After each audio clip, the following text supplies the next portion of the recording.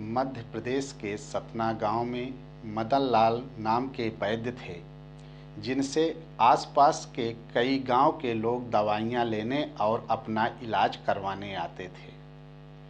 मतलब वे गांव के बहुत प्रसिद्ध डॉक्टर थे। सभी उन्हें वैद्य जी कहकर पुकारते थे।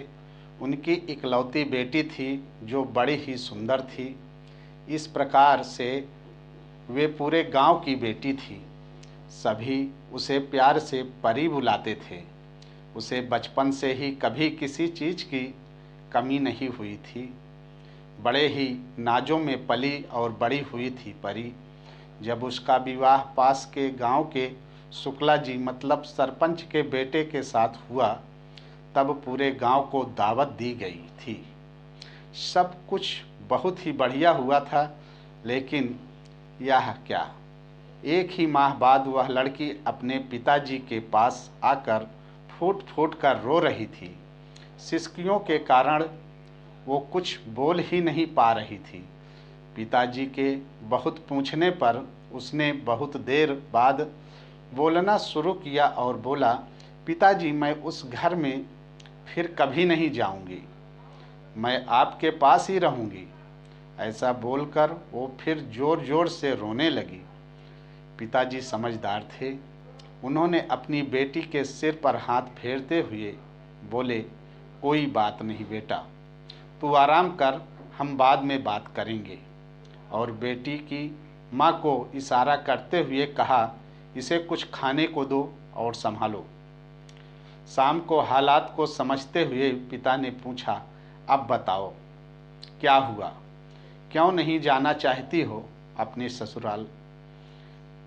बेटी ने बताया, पिताजी मेरी वो सास नहीं दुश्मन है मेरी। सुबह से शाम तक वो केवल मेरे ही पीछे पड़ी रहती है। पूरे गांव में मेरी बदनामी कर रखी है। वो हमेशा मुझे गालियां देती है और कहती है, तुझे यह नहीं आता, तुझे वो नहीं आता, ना जाने तेरे माँ बाप ने क्या सिखाया है। वो अनपढ़ बुढ़िया मुझे सिखाना चाहती है। और तो और पिताजी घर के सारे लोग उसका ही कहना मानते हैं। पिताजी मैं साफ कह देती हूँ, उस घर में या तो वो बुढ़िया रहेगी या मैं उसके साथ मैं एक पल भी नहीं रहना चाहती। पिताजी गुस्से से बोले, हमने तुझे अच्छे संस्कार दिए हैं, वो तुम्हारी माँ के समान है, उनके लिए ऐसे शब्द मत बोलो, कुछ समय दो, सब कुछ ठीक हो जाएगा। बेटी ने कहा, पिताजी मैं एक शर्त पे वहाँ जाना वापस जाऊंगी। पिताजी ने कहा, वो शर्त क्या है? पिताजी आप तो इतने बड़े वैद्य हैं, दवाओं और जड़ी बूटियों के विषय में जानते हैं। पिताजी सिर हिलाकर हामी भर रहे थे और बोले, तो आप मुझे कुछ ऐसा जहर दो जिसे खाकर मेरी सास मर जाए, क्योंकि मैं उसे किसी भी रीति से बर्दाश्त नहीं कर सकती। पिताजी मुस्कुराते हुए बोले, बेटा ऐसे में तो तेरे ऊपर समस्या आ जाएगी, उसके मरते ही पुलिस तुझे जेल भेज देगी। बेटी ने भी थोड़ा सोचते हुए बोली, हाँ यह तो मैं सोची ही नहीं। पिताजी ने कहा, ठीक है, मैं तुझे एक ऐसी दवा दूंगा कि उसे रोज़ एक पुड़िया खाने में मिलाकर दे देना। लगभग 2 महीने में कोई भी इसे थोड़ा थोड़ा खाकर मर सकता है। इस पर तुझे कोई संदेह भी नहीं करेगा और तेरा काम भी हो जाएगा। बेटी के तो जैसे ही आंखों में चमक आ गई और कहने लगी, पापा आप कितने अच्छे हो और मुझे क्या करना होगा? पिताजी ने कहा, और देख, किसी को शक संदेह न हो इसलिए तो उनसे लड़ना नहीं, बड़े प्यार से रहना, वो जो भी कहें उसे मान लेना, क्योंकि वो 2 महीने की ही मेहमान होंगी। बेटी ने सारी बातें खुशी खुशी मान ली और अपने पिताजी से 2 महीने के हिसाब से 60 धीमे जहर की पुड़िया लेकर अपने ससुराल लौट आई। तब प्लानिंग के हिसाब से रोज़ सासू माँ के खाने में एक पुड़िया मिलाकर देना शुरू की और बड़े प्यार से घर में रहने लगी। अब सासू यदि गाली भी देती तो भी बहू पर कोई असर नहीं होता। वो तो बहुत प्यार से जवाब देती। लगातार 1 माह तक बहू के अच्छे व्यवहार के कारण सास का भी मन बदलने लगा। अब वह अपनी बहू को गाली बकना बंद कर दी और उसे बिना बात के चिल्लाना भी कम कर दी। बहू को भी लगने लगा अब तो कुछ ही दिनों की मेहमान हैं मेरी सासू माँ, इसलिए उनकी और सेवा कर देती हूँ। इसलिए वह रात को सासू के पैर भी दबाने लगी और सिर पर तेल भी मल देती थी।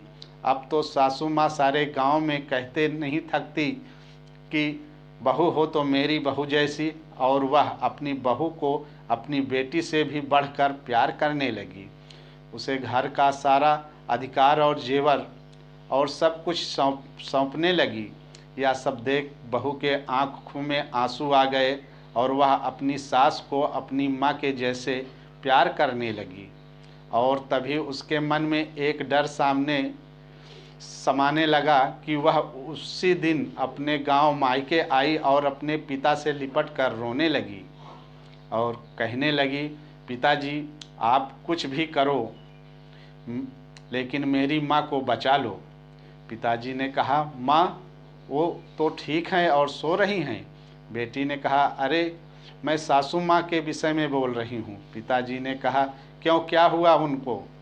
बेटी ने याद दिलाया, अरे पापा आपने जो जहर दिया था उसे खिलाते हुए 1 माह से ज़्यादा हो गया है, 15 दिन बाद वो मर जाएंगी।